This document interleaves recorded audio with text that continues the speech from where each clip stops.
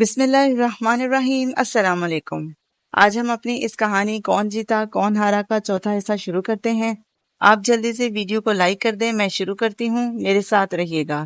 مقیم زبیری نے سندل کی بات مان لی۔ وہ لوگ نچلے درجے کے علاقے اور چھوٹے سے فلیٹ میں شفٹ ہو گئے۔ گاڑیاں بک گئیں اور اے سی ایک بھی نہیں، جنریٹر بھی بک گیا، انٹرنیٹ اور P T C L connection تو ختم ہو ہی گئے تھے۔ گھر میں صرف 3 بیڈ روم تھے جو افراد خانہ میں تقسیم ہو گئے اور ایک ننھا سا کامن روم رہ گیا مل بیٹھنے کے لیے۔ نگمانہ کو یوں لگتا جیسے یہ سب سندل نے انہیں نیچا دکھانے کے لیے کیا ہے۔ زندگی میں دوسری بار تنزلی کا یہ سفر ان کی برداشت سے باہر تھا۔ وہ بے حد چڑچڑی اور بد مزاج ہو گئیں اور ظاہر ہے ان کا بیٹا بھی۔ مقیم زبیری کی توقعات پر تو خیر وہ پورا اترا ہی نہ تھا۔ حالات سنورے تو نہ تھے مگر قدرے سنبھل ضرور گئے تھے۔ ایسے میں اس سے نوکری کی توقع کرنا بیجا نہ تھا، مگر اس کے تو خواب ہی اور تھے، اوقات اور پہنچ سے باہر، بہت اونچے۔ میں باہر جانا چاہتا ہوں۔ ایک دن اس نے بلی تھیلے سے باہر نکال ہی دی اور مقیم کو یوں لگا اس بلی نے باہر نکلتے ہی اپنے نوکیلے پنجوں سے ان پر حملہ کر دیا ہے۔ سنی اور کینڈی کے لیے جو زیور لاکر میں پڑا ہے وہ اگر بک جائے تو میرے باہر جانے کا بندوبست ہو جائے گا۔ اب بکنے کے لیے اور بچا ہی کیا تھا، شاید صرف عزت اور وہ زیور جو نگمانہ نے کبھی دیکھا نہ تھا اور جس کے بارے میں ان کا خیال تھا کہ وہ اتنا بھاری ضرور ہوگا کہ ان کی نگاہیں خیرہ کر دے۔ مگر قسمت نے یہاں بھی ان سے بے وفائی کر دی۔ فاخر کے سر پر باہر جانے کا بھوت سوار تھا اور نگمانہ کے سر پر اسے باہر بھجوانے کا۔ یوں بھی وہ ان سے ہر جائز ناجائز بات منوانے کا عادی ہو چکا تھا اور وہ ماننے کی عادی ہو چکی تھی۔ ہر روز نئے طریقے سے مقیم زبیری کی عدالت میں اس کا کیس پیش کیا جاتا۔ ارے باہر جا کے پیسے بھیجے گا تو ہم پھر سے زیور بنوا لیں گے، آخر اس میں حرج ہی کیا ہے۔ نگمانہ یوں بولتے بولتے تڑپ جاتی، جیسے زیور نہ ملا تو فاخر یا خود ان کا دم تو نکل ہی جائے گا۔ کافی رو دھو کر اور درد سری کے بعد وہ مانے اور فاخر کی دلی مراد بر آئی۔ زیور نکلوائے گئے اور جب نگمانہ نے ان کا دیدار کیا تو کون کون سے خواب نہیں تھے جو چھناکے سے ٹوٹ گئے۔ یہ بس یہ ہیں وہ چھلکے جن کے لیے تمہارا باپ دم دیے دے رہا تھا۔ بے حد تضحیک امیز انداز میں انہوں نے زیور کے ڈبے سندل کے سامنے پھینک دیے۔ فاخر الگ ایک طرف تپا تپا بیٹھا تھا۔ مقیم کے کانوں میں بھی ان کے ذلت آمیز الفاظ پڑ چکے تھے۔ اسی رات سوتے میں اس کی سانس اکھڑ گئی۔ فاخر پڑا سوتا رہا اور نگمانہ کے بے حد بری طرح دروازہ پیٹ ڈالنے پر بھی اس کے کمرے کا دروازہ نہ کھلا۔ تھک ہار کر سندل نے ایمبولینس بلائی اور نگمانہ اور وہ ڈیڈی کو لے کر ہاسپٹل بھاگی۔ انجائنا کا اٹیک تھا، بہت معمولی، مگر تھا تو دل کا دورہ۔ ڈاکٹرز نے انتہائی نگہداشت کے یونٹ میں داخل کیا۔ 24 گھنٹے کشمکش میں گزرنے کے بعد اگلی رات 3 بجے ڈاکٹروں نے ان کی حالت خطرے سے باہر بتائی تو وہ بسد اسرار نگمانہ کو لے کر گھر آئی۔ آپی وہ فاخر بھائی۔ کینڈی نگمانہ کی طرف دیکھ کر پھر چپکے سے بولی، وہ ابھی چوروں کی طرح چھپ کر ڈیڈی کے کمرے میں گئے تھے آپ لوگوں کے آنے سے پہلے، میں نے خود دیکھا۔ قندیل کی بات اس کے پیروں تلے سے زمین کھینچنے کے لیے کافی تھی۔ وہ دبے قدموں ڈیڈی کے کمرے میں داخل ہوئی۔ توقع کے عین مطابق وہ الماری کھولے اندر گھسا ہوا تھا۔ فاخر، اس کی آواز اگر سرگوشی نما ہوتی تب بھی وہ اچھل پڑتا، مگر اس وقت تو اس نے بہت کڑک کر پکارا تھا۔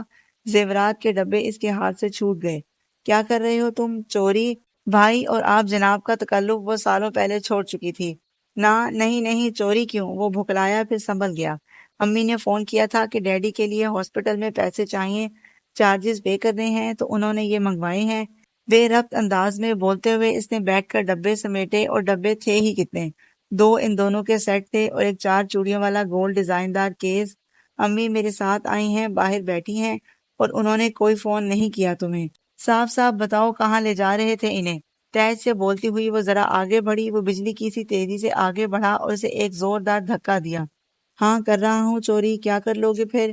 اف، وہ اس حملے کے لیے کب تیار تھی؟ ڈیڈی کے لکڑی کے بیڈ کا کونا اس کے پیٹ پر لگا، وہ تڑپ گئی، پھر بھی آواز دینا نہ بھولی۔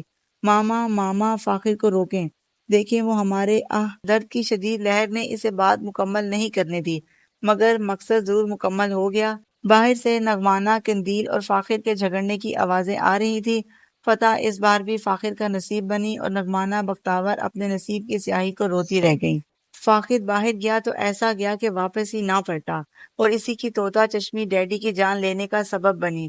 ساری زندگی کسی اور کے خون پر اپنی خون پسینے کی کمائی لٹائی، اور آخر میں جب ان کے پھل کھانے کا وقت آیا تو تمام بچی کچی جمع پونجی بھی لوٹ کر چلتا بنا۔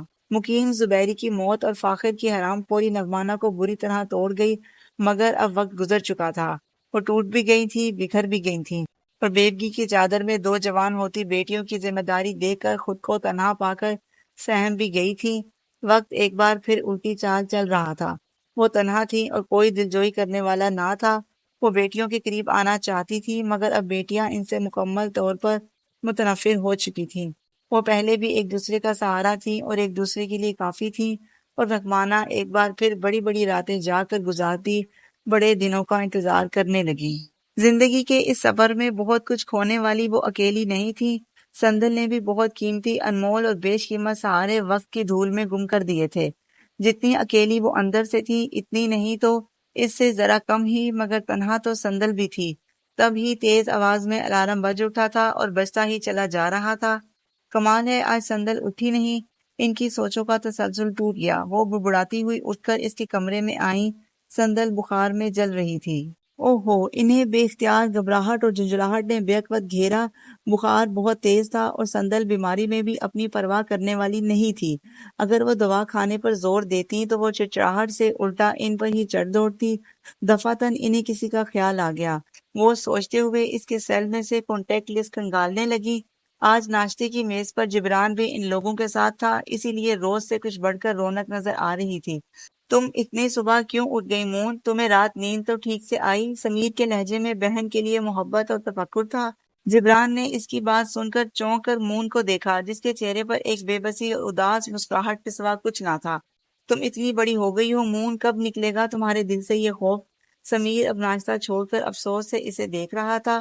وہ ہمیشہ کی طرح خاموش تھی اور جبران اس معصوم اور خاموش حسن کی تجلیاں آنکھوں کے راستے دل میں اتار رہا تھا، جہاں اس کی خوبصورتی کے اعتراف کے ساتھ ایک ملال بھی پنہاں تھا۔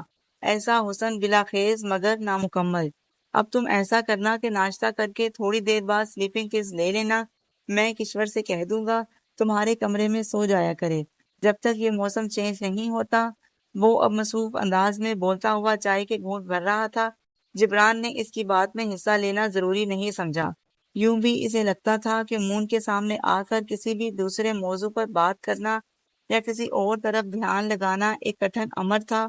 وہ کسی بھی ذی ہوش شخص کا دھیان مکمل طور پر خاموشی سے بھی اپنی طرف مرتکز کر سکتی ہے۔ وہ اب بھی مستقل اسی کے بارے میں سوچ رہا تھا جب سمیر کے موبائل کی بیپ نے اسے چونکایا۔ اوہو، سمیر کے ماتھے پر بل نمودار ہوئے۔ کیا ہوا؟ میری کلی کی طبیعت خراب ہے، اس کی مدر کا میسج آیا ہے۔ وہ بولتے ہوئے وہاں سے اٹھ گیا۔ وہ اپنا ناشتہ ختم کر چکا تھا۔ میں تھوڑی دیر میں اسلام آباد کے لیے نکل جاؤں گا۔ جبران نے اسے مطلع کرنا ضروری سمجھا اور ایک اچٹتی نگاہ مون پر ڈالی۔ انتہائی غیر متوقع طور پر وہ اس کی طرف دیکھ رہی تھی۔ نظریں ملنے پر سٹپٹا کر اپنی پلیٹ پر جھک گئی۔ باقی کا سارا وقت جب تک جبران وہاں بیٹھا رہا، اس کے ہونٹوں پر ایک دبی دبی مسکراہٹ کھیلتی رہی۔ آپی آپی، سندل کوئی گہری نیند میں اسے دور سے آواز دے رہا تھا۔ کبھی یہ آواز قندیل کی بھیانک آواز میں بدل جاتی، خوفزدہ پھٹی ہوئی اور بیٹھی ہوئی آواز، اور کبھی کوئی مردانہ آواز میں پکارتا سندل۔ اس نے بے چینی سے سر کو دائیں بائیں پٹخا۔ بے انتہا تپش اور گرمی میں ایک ٹھنڈا احساس پیشانی سے ہوتا ہوا پورے چہرے کو ٹھنڈا کرنے لگا۔ اس کی نیند پرسکون نہیں تھی مگر گہری ضرور تھی۔ جب ہی بے انتہا بے چینی کے باوجود بجائے اس کی آنکھ کھلنے کے بند پلکوں تلے کچھ بوجھل آوازیں اسے اپنی طرف بلا رہی تھی۔ وہ ان آوازوں کا تعاقب کرنا چاہتی تھی۔ وہ اس آواز کو پہچانتی بھی تھی۔ وہ قندیل کی آواز تھی۔ آپی آپی، درد میں ڈوبی کرب و اذیت کے سمندر میں ڈوبتی ابھرتی آواز۔ اس نے اسے بلانے کے لیے لب کھولنے چاہے مگر آواز نہیں نکلی۔ اسے لگا پورا زور لگا کر بھی وہ صرف سرگوشی کی صورت میں اس کا نام پکار سکتی ہے، اور بس۔ جب ہی ایک اجنبی مردانہ آواز نے اسے پکار لیا، سندل، ساتھ ہی اپنی کلائی پر کسی کا لمس بھی۔ وہ آدھی سوئی اور آدھی جاگتی کیفیت میں سامنے کھڑے سمیر کو دیکھ رہی تھی، مگر یوں جیسے پہچاننے کی کوشش کر رہی ہو۔ کیا ہوا؟ یہ میں ہوں سندل، سمیر۔ وہ چہرے پر تشویش لیے بظاہر مسکرا کر اسے پوچھ رہا تھا، مگر اس مسکراہٹ کے ساتھ ہی اس کی پیشانی پر پڑے بل اس کے تفکر کو بڑھا رہے تھے۔ چند لمحے اسے یوں ہی دیکھنے کے بعد اس نے سائڈ ٹیبل سے چند ٹشو نکال کر اس کی طرف بڑھائے۔ لو، اپنا چہرہ صاف کرو۔ کس قدر پسینہ پسینہ ہو رہی ہو، لگتا ہے بخار اتر گیا۔ نغمانہ کی آواز پر وہ چونکی۔ وہ اس کے دائیں جانب کھڑی محبت سے اسے دیکھ رہی تھی۔ منظر کچھ واضح ہو چلا تھا۔ اس نے خاموشی سے سمیر کے ہاتھ سے ٹیشو پیپر لے لیے۔ آفس میں کام بہت زیادہ تھا، وہ چھٹی نہیں کر سکتا تھا، ورنہ آج جس حالت میں سندل کو دیکھا اسے چھوڑ کر آنے کا بالکل دل نہیں چاہ رہا تھا۔ جانے کب اور کیسے وہ سادہ اور سنجیدہ مزاج کی لڑکی اس کی دھڑکنوں میں اس طرح آن بسی کہ اب اس کے بغیر زندگی گزارنے کا تصور بالکل ناممکن نہیں تو مشکل ترین ضرور لگنے لگا تھا۔ اس کے گھر سے نکلتے وقت گو کہ وہ سندل سے کوئی بات نہیں کر سکا، کیونکہ تھوڑی دیر جاگنے اور بہت تھوڑا سا سوپ پینے کے بعد وہ دواؤں کے زیر اثر وہ پھر سے غنودگی میں چلی گئی تھی۔ ہاں، لیکن اس کی ماما نغمانہ بختیور نے اسے کچھ ضروری بات کہنے کے لیے روکا تھا، اور وہ ضروری بات کیا تھی؟ اس کے گمان میں دور دور تک بھی ایسا خیال نہ تھا کہ نغمانہ اس کے دل کی بات خود ہی کہہ دیں گی، اور وہ بھی اس قدر جلدی۔ تم بہت کم عرصے میں سنی کے بہت قریب آ چکے ہو، یقیناً اسے اچھی طرح جان بھی چکے ہوگے۔ بہت کم عمری سے گھر کے بگڑے ہوئے حالات اور ایک ایب نارمل طرز کی زندگی گزارنے کی وجہ سے وہ بہت سوبر اور سنجیدہ مزاج ہو گئی ہے۔ پہلے والد اور پھر بعد میں اپنی چھوٹی بہن کی حادثاتی موت نے اسے وقت سے پہلے اپنی عمر سے دگنا بڑا کر دیا ہے۔